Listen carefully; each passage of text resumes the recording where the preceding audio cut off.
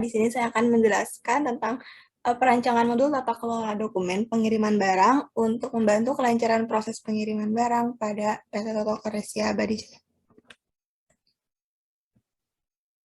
Ada bab 1, di mana pendahuluan yang terdiri dari latar belakang, identifikasi masalah, rumusan masalah, ruang lingkup dan batasan masalah, maksud dan tujuan, serta rumusan hipotesa. Kita pertama dari latar belakang. Saat ini kemajuan teknologi sudah berkembang pesat dengan adanya penemuan-penemuan baru sehingga menimbulkan banyak perubahan di segala bidang. Karena hal itu menjadikan perkembangan teknologi menyeluruh dalam berbagai bidang industri, semua bidang terkecuali juga bidang industri. Sehingga banyak perusahaan dan instansi terus bekerja meningkatkan produktivitas kerja mereka. Tidak begitu, tapi dengan PT Toto Koresya Abadi Jaya, walaupun mereka sudah menggunakan komputer, tapi mereka belum mengelolanya dengan baik, yang dimana PT Toto Koresya Abadi Jaya merupakan sebuah perusahaan dalam bidang embroidery, stiker, paper atau printing, dan label yang berdiri sejak 1998. Ada identifikasi masalah. Identifikasi masalahnya, pelanggan mengalami kesulitan saat ingin melakukan konfirmasi, sehingga karena surat jalan itu kan masih berupa catatan manual, sehingga kurang meyakinkan untuk divalidasi. Yang kedua itu ada pabrik tersebut belum memiliki record pengiriman barang secara rapi. Jadi kalau misalnya pengiriman yang udah lama-lama itu masih tidak terkelola dengan baik. Pencatatan ke pengiriman barang seperti surat jalan juga masih ditulis dengan tangan, sehingga mengakibatkan sering salah komunikasi karena sulitnya membaca tulisan tangan yang terburu-buru.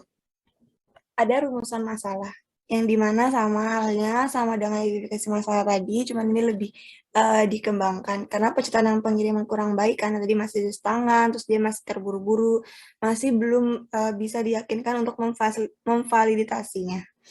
Karena dia masih sekarang typo atau kurang konfirmasi antara barang dan udah jadi atau belum dengan customer-nya kayak gitu. Jadi sehingga pabrik ini masih belum memiliki pengiriman barang tidak dengan baik. Ada ruang lingkup dan batasan masalah. Ruang lingkupnya ini membuat perancangan sistem modul data kelola pengiriman barang untuk membantu proses pengiriman barang yang diharapkan akan menjadi maksimal pada ruang lingkup PT Toto Koresya Abadi Jaya dan sekitarnya. Maksud dan tujuan riset ini apa sih? Maksudnya adalah membuat tata kelola dokumen pengiriman barang berbasis website untuk mempermudah pabrik tersebut, serta sebagai persyaratan memenuhi kelulusan ujian akhir semester pada mata kuliah metode riset. Ada rumusan hipotesa. Yang pertama ini dengan dibuat surat jalan yang rapi sehingga catatan yang bisa kita tulis tuh menjadi valid. Kalau yang kedua, dengan dibuat pengarsipan dan dokumentasi, maka data akan terkelola dengan baik. Kita masuk ke bab kedua, yaitu ada studi pustaka, yang terdiri dari literatur review. Literatur review ini yang saya ambil dari beberapa jurnal yang sehubungan dengan problem yang saya angkat. Yang pertama dengan judul Rancang Bangun Sistem Verifikasi Data Pengiriman Barang Berbasis Web pada PT Nito Alam, yang ditulis oleh Rama Taufik dan Erika Melinda. Kurang lebih ini isinya dia menjelaskan bahwa sistem pengiriman barang ini masih kurang ketepatan waktunya. Pengiriman barang berbasis web akan memaksimalkan kesalahan yang terjadi serta mempersingkat waktu. Yang kedua ada perancangan sistem pengiriman barang pada CV Helios PC abadi berbasis web, Java NetBeans, yang ditulis oleh Rama dan Angga Bayu, Ulfa, Luh Putu pada tahun 2022 ini. Isinya yang berisik kegiatan yang ada pada bisnis ekspedisi pengiriman barang, salah satunya adalah administrasi data pengelolaan barang.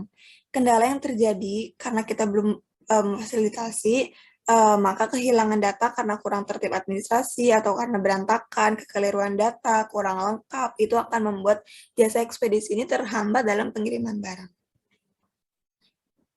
Yang ketiga, ini ada dari jurnalnya Sistem Informasi Pengiriman Barang Elektronik pada PT Kreativo Indotek berbasis website yang ditulis oleh Diki Muhazir pada tahun 2019. Dia membahas pengiriman barang berbasis website untuk membantu pengguna dengan mudah melakukan manajemen pengiriman barang. Dirancang dengan menggunakan tampilan website yang responsif. Yang keempat, ini ada dari Anggraini May dan Sutinem yang berjudul Sistem Manajemen Pergudangan Logistik Studi pada PT Implora Sukses Abadi. Dia menjelaskan bahwa adanya sistem pengelolaan logistik yang teratur akan menunjang kelancaran kegiatan industri. Yang terakhir ini ada dari Riza Syahrial, Januri, Dwi, dan di tahun 2018. Yang berisi Sistem Informasi Kearsipan Dokumen Surat Jalan berbasis website pada PT Olah Kemang. Dia menjelaskan bahwa rekaman kegiatan atau peristiwa dalam diwujudkan berbagai bentuk dan media dengan perkembangan teknologi informasi dan komunikasi. Dikutip oleh Wijaya Wijono dan Bavada. Kita masuk ke bab ketiga.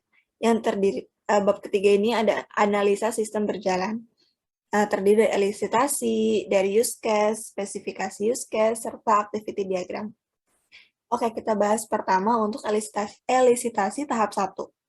Yang terdiri dari admin gudang dapat mengakses website, dapat login, admin juga dapat melihat kurir, admin juga dapat melihat customer, admin juga dapat melihat data yang belum dikirim, yang siap dikirim, ataupun yang telah dikirim.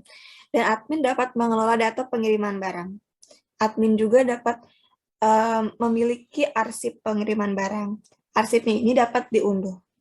Customer dapat melihat status pengiriman barang. Non-functionalnya, ada sistem dapat responsif dan user-friendly. Ini elisitasi final. Dari yang tadi tahap 1, akhirnya saya analisa lagi untuk menjadi 10 aja. Yang pertama ini, admin dapat mengakses website, dapat login, dapat melihat data kurir ataupun data customer. Serta admin juga dapat melihat barang yang belum dikirim, yang siap dikirim, ataupun yang telah dikirim. Yang ke-8, admin dapat mengelola data pengiriman barang. Yang ke-9, admin memiliki arsip dan dokumentasi pengiriman barang, serta arsip atau dokumen pengiriman barang ini dapat dicetak. Non-functionalnya adalah sistem dapat responsif dan user-friendly. Ada use case. Use case yang terdiri dari 3 aktor. Ada customer, ada supir, ada admin. Jadi di mana customer melakukan order barang kepada admin, dan admin menerimanya. Setelah admin menerima orderan barang ini, admin mengelola pengirimannya, lalu diberikan kepada supir. Ini ada activity diagramnya order barang. Activity diagram order barang itu ada customer dan admin atau pabrik tersebut. Jadi customer melakukan order barang, lalu memberikan kepada admin, admin menerimanya. Kalau misalnya orderan ini diterima, maka dia menerima terus order kan dari si customer. Tapi kalau misalnya diterima dengan alasan misal kepenuhan atau mungkin urgensi yang tidak bisa dilakukan oleh pabrik, maka barangnya tidak diproses seperti itu. Orderan ini tidak diproses sama si admin. Setelah apabila diterima, menerima purchase order, admin ini kan membuat bukti order lalu menerima mengirimnya ke customer, menerima work order. Kalau misalnya orderan ini diterima, sedang dikerjakan oleh karyawan di pabrik tersebut. Activity diagram yang kedua ini pengiriman barang. Ada dari supir, admin, customer. Kita mulai dari admin dulu.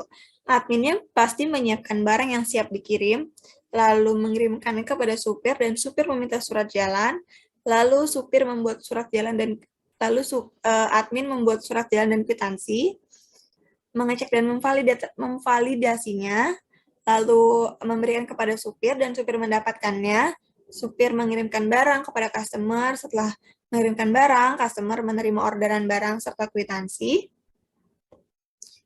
Setelah itu, setelah customer menerimanya tanda tangan, terus dia lapor kepada admin kalau udah terima, lalu admin juga menerima surat jalan dan kwitansi dari customer dan supir yang udah sampai ke pabrik tersebut, lalu supir mengirimkannya, dia dapat surat jalan, kwitansi, penerimaan bukti pengiriman dari si customer yang dibawa oleh supir. Yang bab keempat terakhir ada kesimpulan.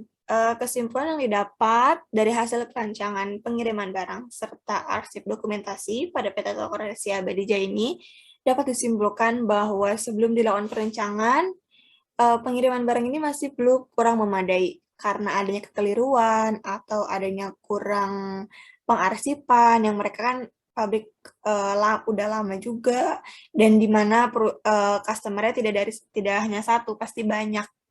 Jadi pasti mereka memiliki data dan arsip yang banyak, tapi mereka belum memiliki tata kelola yang baik kayak gitu sehingga penulis melakukan perancangan aplikasi ini untuk membantu menjaga data-data pengiriman barang yang sudah dilakukan ataupun yang belum dilakukan, serta mempermudah dalam pengiriman barang untuk PT Toko Resi Abadi Jaya kepada customer-nya masing-masing.